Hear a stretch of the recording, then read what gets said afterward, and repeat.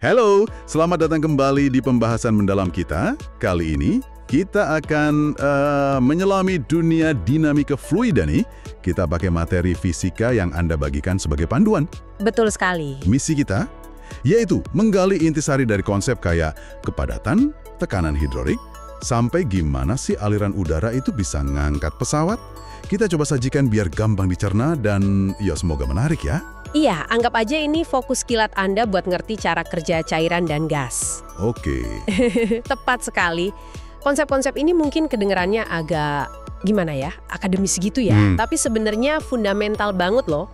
Dari sistem hidrolik yang gerakin rem pesawat misalnya, sampai aerodinamika sayap, semua itu akarnya ya di prinsip dasar fluida ini.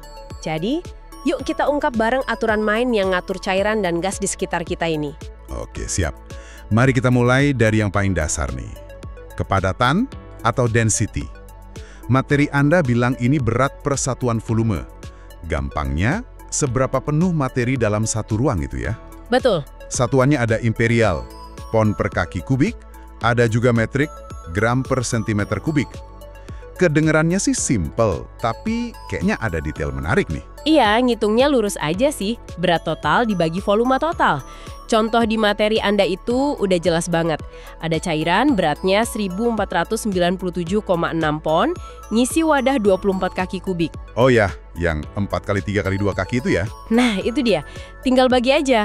1497,6 dibagi 24, hasilnya 62,4 pon per kaki kubik. Ini kebetulan pas sama kepadatan air pada 4 derajat Celcius, jadi sering banget dijadiin patokan. Oh, oke. Kalau di metrik, air itu kepadatannya 1 gram per sentimeter kubik. Gampang ingetnya? Nah, ini nih yang bikin saya penasaran. Kenapa patokannya harus 4 derajat Celcius buat cairan sama padatan? Ada apa di suhu segitu? Pertanyaan bagus itu. Jadi suhu itu krusial banget karena ngaruh ke volume. Kebanyakan zat kan kalau dipanasin memuai, kalau didinginin nyusut, ya kan? Iya, betul. Bayangin, beratnya sih sama aja, tapi volumenya berubah. Nah, karena kepadatan itu berat dibagi volume, otomatis kalau volumenya ganti, ya nilai kepadatannya juga ganti dong. Oh gitu. Suhu 4 derajat itu dipilih khusus buat air, karena justru di suhu itulah air paling padat. Kalau lebih dingin lagi sampai jadi es, dia malah memuai lagi. Jadi 4 derajat itu titik referensi yang paling stabil buat air. Oke, masuk akal nih buat cairan sama padatan. Tapi materi Anda kan nekenin banget nih. Kalau buat gas, ada pemain lain yang penting banget, tekanan. Nah, iya. Katanya kepadatan gas itu langsung sebanding sama tekanan. Kenapa tekanan ini dominan banget buat gas dibanding cairan atau padatan? Ini karena sifat molekul gas itu sendiri. Molekul gas itu kan jaraknya jauh-jauhan, banyak ruang kosong, terus geraknya bebas banget. Jadi kalau kita kasih tekanan lebih, kita kayak maksa molekul-molekul itu buat masuk ke ruang yang lebih sempit. Volumenya jadi nyusut drastis. Akibatnya, ya kepadatan, massa per volume, naik tajam. Oh. Kalau cairan sama padatan, molekulnya udah rapat dari sananya. Jadi ditekan pun volumenya nggak banyak berubah. Efek tekanannya kecil banget. Makanya kalau mau ngukur kepadatan gas, standarnya harus lengkap. Suhu biasanya 0 derajat Celcius sama tekanan 760 mm Hg atau tekanan atmosfer standar. Ini beda utamanya. Jelas banget ya bedanya. Oke, kita geser dikit dari kepadatan. Ada konsep berat jenis atau specific gravity. Iya. Ini katanya perbandingan kepadatan suatu zat sama zat standar. Standarnya air buat cairan, padatan udara buat gas. Nah, bagian yang bikin saya agak mikir nih, ini cuma angka rasio, nggak pakai satuan. Kok bisa gitu ya? Bisa dong. Kan kita bandingin dua nilai yang satuannya sama persis. Rumusnya kan kepadatan zat dibagi kepadatan air, gitu kan? Iya. Misalnya, pon per kaki kubik dibagi pon per kaki kubik. Atau gram per sentimeter kubik dibagi gram per sentimeter kubik. Satuannya ya saling coret, hilang. Oh, iya juga ya. Jadi yang tersisa cuma angka perbandingannya aja. Angka ini ngasih tahu kita, zat ini tuh berapa kali lebih padat atau kurang padat dibanding si standar tadi. Jadi kayak skor relatif gitu aja ya? Pantesan. Contoh di materi, cairan hidrolik berat jenisnya 0,8. Artinya dia 0,8 kalinya kepadatan air. Betul. Jadi kalau air 62,4 lpbf3, cairan ini ya tinggal dikali 0,8, jadi 49,92 lpbf3. Tabelnya juga jelas banget tuh. Bensin 0,72, lebih enteng dari air. Air pas 1000. Raksa, wah 13,6. Berat banget ya. Iya, raksa itu padat sekali. Terus, udara 1000 sebagai standar gas. Hidrogen 0,0695. Ringan banget. Jadi ini cara cepat buat bandingin berat relatif materi ya. Tepat. Dan yang penting diingat nih, berat jenis itu properti bawaan zatnya. Mau Anda punya bensin setetes atau segalon, ya berat jenisnya tetap 0,72. Ini soal identitas zatnya, bukan jumlahnya berapa banyak. Oke, paham. Terus gimana cara praktisnya ngukur berat jenis cairan ini? Materinya nunjukin alat namanya hidrometer. Ah iya, hidrometer. Bentuknya agak unik ya, kayak pelampung ada skalanya gitu, di dalam tabung kaca lagi. Gimana sih cara kerja alat sesimpel ini? Prinsipnya tuh cerdas banget, pakai daya apung. Masih ingat Archimedes kan? Oh, daya apung ya? Oke. Jadi cairan sampelnya disedot masuk ke tabung luar. Nah, pelampung di dalamnya itu bakal ngapung setinggi tertentu tergantung seberapa padat cairannya. Kalau cairannya makin padat, gaya apungnya makin gedean, dia dorong pelampungnya lebih tinggi. Jadi permukaan cairannya bakal sejajar sama angka yang lebih tinggi di skala pelampung itu. Sebaliknya kalau kurang padat? Kebalikannya, pelampungnya tenggelam lebih dalam, angka yang kebaca jadi lebih rendah. Kalau dicelupin ke air murni, harusnya nunjuk pas di 1000, artinya berat jenisnya 1000. Contoh paling gampang kan ngecek aki pesawat atau mobil ya? Nah iya, itu paling umum. Aki yang udah soak atau lemah, berat jenis elektrolitnya sekitar 1150. Tapi kalau aki penuh, bisa 1275 sampai 1310. Betul, di rentang itu. Jadi cuma pakai alat simple gitu, kita bisa tahu kondisi aki cuma dari seberapa padat cairannya. Ternyata cairan aki penuh itu emang secara fisik lebih padat ya? Betul sekali. Selama prosesnya ngecas, itu kan ada reaksi kimia. Asam sulfatnya jadi lebih pekat. Nah, itu yang bikin lebih padat. Hidrometer ini cara cepat dan efektif buat ngintip hasil reaksi kimia itu. Keren ya? Oke, sekarang kita masuk lebih dalam nih ke mekanika fluida, khususnya hukum Pascal. Kita tahu fluida itu bisa ngalir ya, cairan, ya gas. Bedanya tadi, cairan susah dimampetin, gas gampang banget. Iya, itu kunci. Nah, hukum Pascal ini dari tahun 1653 loh. Katanya tekanan pada fluida tertutup itu diterusin sama besar ke segala arah. Ini kayak dasar sulap hidrolik ya? Bisa dibilang gitu. Ini inti keajaiban dari sistem hidrolik.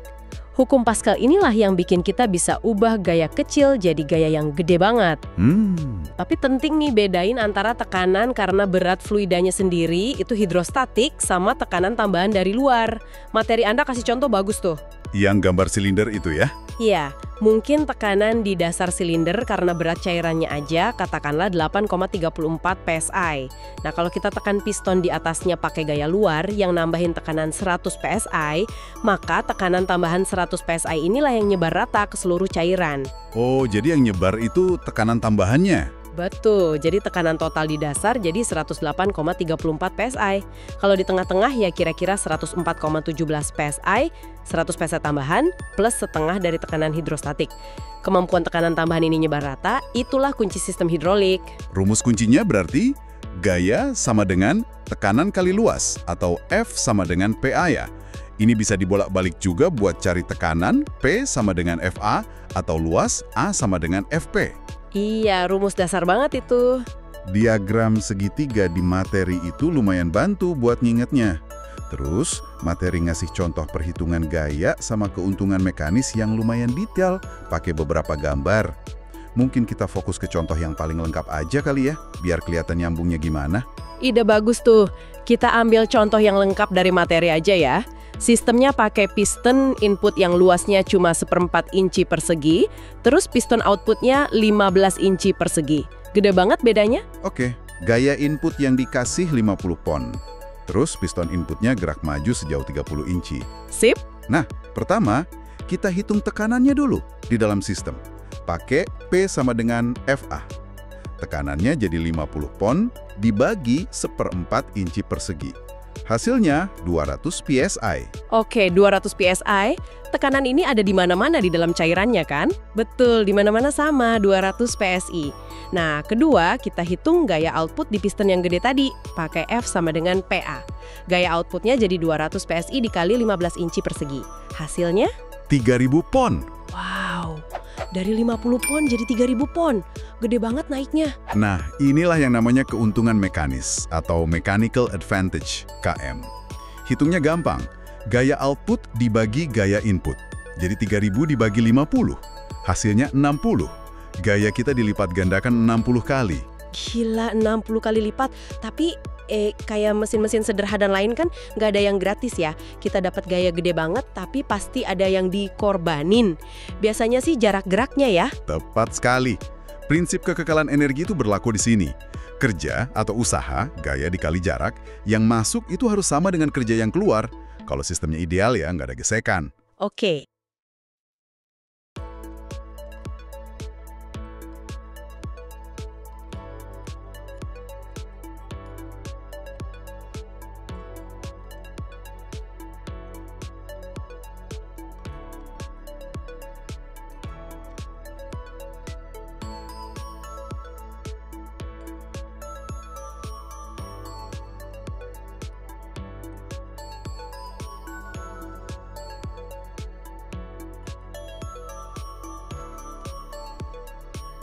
Betul, di mana-mana sama 200 psi. Nah, kedua, kita hitung gaya output di piston yang gede tadi, pakai F sama dengan PA. Gaya outputnya jadi 200 psi dikali 15 inci persegi. Hasilnya? 3000 pon. Wow, dari 50 pon jadi 3000 pon. Gede banget naiknya. Nah, inilah yang namanya keuntungan mekanis atau mechanical advantage, KM. Hitungnya gampang. Gaya output dibagi gaya input. Jadi 3000 dibagi 50. Hasilnya 60. Gaya kita dilipat gandakan 60 kali. Gila, 60 kali lipat. Tapi, kayak mesin-mesin sederhana lain kan nggak ada yang gratis ya. Kita dapat gaya gede banget, tapi pasti ada yang dikorbanin. Biasanya sih jarak geraknya ya. Tepat sekali. Prinsip kekekalan energi itu berlaku di sini. Kerja atau usaha, gaya dikali jarak, yang masuk itu harus sama dengan kerja yang keluar. Kalau sistemnya ideal ya, nggak ada gesekan. Oke, karena gaya outputnya 60 kali lebih besar, ya jarak gerak outputnya harus 60 kali lebih kecil. Kita bisa hitung ini pakai prinsip volume. Volume cairan yang dipindahin sama piston input, luas input kali jarak input, harus sama persis sama volume yang gerakin piston output. Luas output kali jarak output.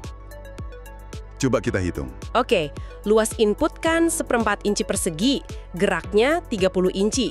Jadi volumenya 1/4 kali 30 sama dengan 7,5 inci kubik. Oke, 7,5 inci kubik. Nah, volume 7,5 inci kubik ini yang pindah ke silinder output buat dorong piston seluas 15 inci persegi.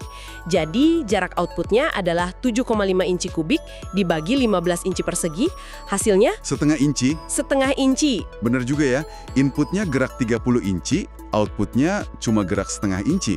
Persis 1/160-nya. Nah, kan? Jadi intinya, perbandingan luas pistonnya, 15 dibagi 1/4 sama dengan 60, itu langsung ngasih tahu kita keuntungan mekanis gayanya 60 kali. Dan kebalikannya buat jarak 160 kali. Ini trade-off dasar hidrolik ya. Kuat banget, tapi ada batasannya soal jarak. Benar. Ini ilustrasi sempurna dari hukum Pascal lagi kerja. Gimana tekanan bisa bikin gaya berlipat ganda, tapi ya itu, bayarannya jarak. Oke. Nah, tadi kan tekanan statis sama gaya di sistem tertutup. Gimana kalau fluidanya gerak? Di sini nih prinsip Bernoulli masuk kayaknya. Bernoulli, penting ini. Materi Anda pakai contoh tabung Venturi. Tabung yang nyempit di tengah terus lebar lagi. Apa sih yang terjadi di situ? Bernoulli ini mengungkap hubungan yang agak kebalik gitu ya, antara kecepatan fluida sama tekanan statisnya. Bayangin aja fluida ngalir lewat Venturi itu. Oke. Di bagian yang lebar, alirannya kan pelan tuh. Nah, di situ tekanan statisnya tinggi. Pas masuk ke bagian yang sempit di tengah, biar jumlah fluida yang lewat sama dalam waktu yang sama, dia harus ngalir lebih cepat kan? Iya, logis. Nah, kata Bernoulli, peningkatan kecepatan ini dibayar dengan penurunan tekanan statis di bagian sempit itu. Jadi di bagian sempit, kecepatannya tinggi, tekanannya rendah. Oh, jadi kayak tukar-tukaran energi gitu ya. Kecepatan tinggi, energi kinetik tinggi, berarti tekanan statisnya rendah, energi potensial rendah gitu. Tapi total energinya sama aja. Persis. Anggap aja tekanan total itu jumlah tekanan statis ditambah tekanan dinamis yang berhubungan sama kecepatan, itu kayak jatah energi yang tetap. Kalau satu naik, yang lain harus turun biar totalnya konstan. Nah, tuker-tukeran inilah yang bikin banyak aplikasi keren. Contohnya apa aja nih? Materi nyebut beberapa ya. Banyak banget, kayak karburator di mesin-mesin lama. Udara dibikin ngebut di venturi, tekanannya jadi rendah, nah itu yang nyedot bensin masuk. Ah, iya. Terus saluran masuk udara di mesin jet subsonik, itu bentuknya malah melebar, divergen. Tujuannya buat bikin udara melambat, jadi tekanannya naik sebelum masuk ke kompresor. Kebalikannya ya. Nah terus yang paling terkenal gaya angkat sayap pesawat. Nah, itu dia. Katanya permukaan atas sayap itu lebih melengkung, jadi udara di atas gerakannya lebih cepat. Berarti tekanan di atas sayap lebih rendah dong dari yang di bawah. Terus jadi ada gaya dorong ke atas gitu. Tepat sekali. Beda kecepatan aliran udara di atas sama di bawah sayap itu bikin beda tekanan. Lebih rendah di atas, lebih tinggi di bawah. Nah, selisih tekanan inilah yang ngasilin gaya angkat total ke atas. Ini contoh paling ikonik dari Bernoulli di dunia nyata. Nanti ada modul lain bahas lebih dalam katanya, tapi prinsip dasarnya ya ini. Oke, keren banget. Lanjut ya, ada viskositas. Ini intinya kekentalan gitu kan ya? Kayak bedanya madu sama air gitu. Betul, gampangnya gitu. Viskositas itu hambatan internal fluida buat ngalir. Bensin viskositasnya rendah, encer, gampang ngalir. Oli, kental, atau aspal, nah itu viskositasnya tinggi, alirannya lambat. Yang penting diingat, semua fluida itu punya viskositas loh, termasuk gas kayak udara. Mungkin kecil banget, tapi dalam aerodinamika, viskositas udara itu penting banget karena dia ngaruh ke cara udara nempel dan ngalir di permukaan pesawat. Terus suhu ngaruhnya gimana ke viskositas ini? Sama nggak buat semua fluida? Umumnya nih, buat cairan, kalau suhu turun, viskositasnya naik, jadi lebih kental. Kalau suhu naik, viskositasnya turun, jadi lebih encer. Oh iya? Iya, ini penting banget buat oli atau cairan hidrolik. Dia harus cukup kental buat ngelumasin dan nyegel pas dingin. Tapi nggak boleh terlalu kental sampai susah ngalir. Sebaliknya pas panas, nggak boleh terlalu encer sampai nggak bisa ngelumasin lagi. Makanya ada istilah indeks viskositas. Indeks viskositas, apa lagi tuh? Itu angka yang nunjukin seberapa stabil sih viskositas cairan itu kalau suhunya berubah-ubah. Indeksnya tinggi berarti viskositasnya nggak banyak berubah, biarpun suhu naik turun. Nah ini yang dicari, terutama buat oli mesin atau cairan hidrolik pesawat yang kerjanya di suhu ekstrim kan? Oke. Alat ukurnya disebut viskometer Siebold di materi itu. Yang intinya ngukur waktu berapa lama cairan ngalir lewat lubang standar. Oke, terakhir nih. Ada konsep streamlining atau perampingan. Ini soal bikin bentuk yang mulus gitu ya, biar aliran fluidanya nggak kacau. Tepat, mendesain bentuk, entah itu sayap, badan mobil, atau bahkan tikungan pipa hidrolik, biar landai dan melengkungnya bertahap. Tujuannya biar aliran fluidanya tetap nempel rapi di permukaan, itu namanya laminer, dan ngurangin turbulensi atau gejolak. Untungnya apa sih aliran mulus gitu? Turbulensi itu kayak gesekan dalam aliran, bikin rugi energi, bisa bikin cairan jadi panas atau gas jadi terkompresi nggak efisien. Tapi yang lebih penting lagi, aliran mulus itu penting banget biar prinsip kayak Bernoulli tadi bisa kerja maksimal. Contohnya? Yaitu tadi, buat dapat tekanan rendah di atas sayap, aliran udaranya harus ngikutin bentuk sayap dengan mulus. Kalau ada turbulensi, pola tekanannya jadi kacau, gaya angkatnya bisa berkurang drastis. Jadi streamlining itu bantu biar aerodinamika atau hidrodinamikanya efisien. Oke, jadi kalau kita rangkum di perjalanan kita mulai dari sifat dasar fluida, kayak kepadatan sama berat jenis, terus kita lihat gimana hukum Pascal jelasin sulap gaya lelat tekanan di sistem tertutup. Iya. Terus ada prinsip Bernoulli yang ungkap hubungan kecepatan sama tekanan di fluida yang gerak. Kita juga bahas viskositas alias kekentalan dan pengaruh suhu. Terus diakhiri pentingnya streamlining biar alirannya efisien. Semoga penjelajahan ini ngasih gambaran yang lebih hidup ya soal dinamika fluida. Semoga begitu. Nah, sebagai pemikiran penutup nih buat Anda bawa pulang. Tadi kita udah singgung soal viskositas udara yang ngaruh ke aliran di permukaan sayap. Terus Bernoulli jelasin hubungan tekanan kecepatan. Coba deh renungkan, gimana sifat lengket atau viskositas udara ini berinteraksi tepat di lapisan udara yang paling dekat sama permukaan sayap? Lapisan yang tipis banget itu ya? Iya, lapisan yang tipis banget. Sering disebut lapisan batas atau boundary layer. Gimana perilaku lapisan tipis ini bisa ngaruh ke pola aliran keseluruhan, ke gaya angkat yang dihasilkan, dan juga ke hambatan atau drag yang harus dilawan pesawat. Ini kayak jembatan antara konsep makro Bernoulli sama sifat mikroviskositas fluida itu sendiri.